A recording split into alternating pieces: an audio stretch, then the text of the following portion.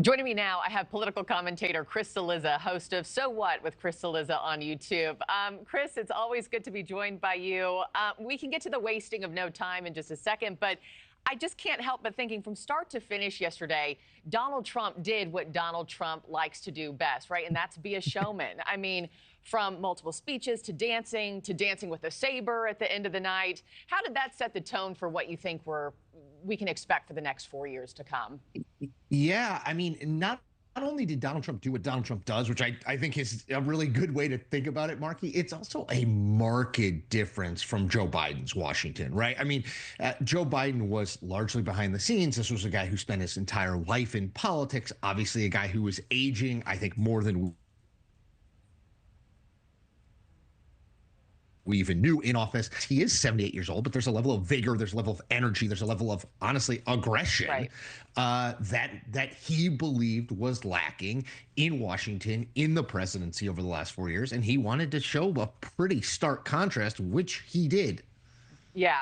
And thinking about what lies ahead, you know, you can say we have precedent, right, of looking back at his first 4 years in office. But, Chris, he doesn't have re-election on the horizon. So he's not going to give a rip about the criticism or what, you know, how people say you should do this or you should do that. I mean, he's going to do what he wants to do. So how do you think things might be different moving forward? Yeah, well, I mean, it's so funny because I think most people thought he didn't give much of a rip in the first place. term. Yeah. And I think it's one of those the Joker, you ain't seen nothing yet quotes, you know? I mean, I really do think, Markie, and I don't just think that means he's going to do things that are going to piss off Democrats all the time, candidly. I actually think this is a guy who's always been loosely affiliated with parties anyway. I mean, yes, ostensibly he's a Republican, but he's basically changed the Republican Party to believe what he believes as opposed to what it used to believe. So I could see him cutting deals with Democrats. I could see him sort of, going against traditional Republican orthodoxy because, again, he never cared all that much to start.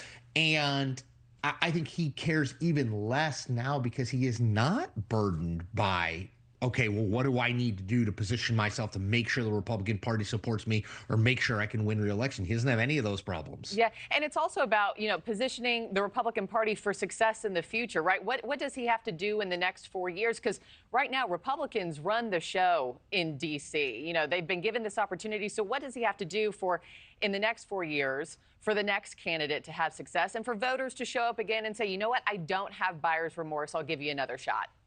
I mean, I think that's the big question. I think it's, can Donald Trump hand off the coalition he built? I was just, because I'm a giant nerd, before I came on, I was looking at the 2024 You said exit it, not poll. me, Chris Cillizza, this time. I know. It's just the glasses that give me away.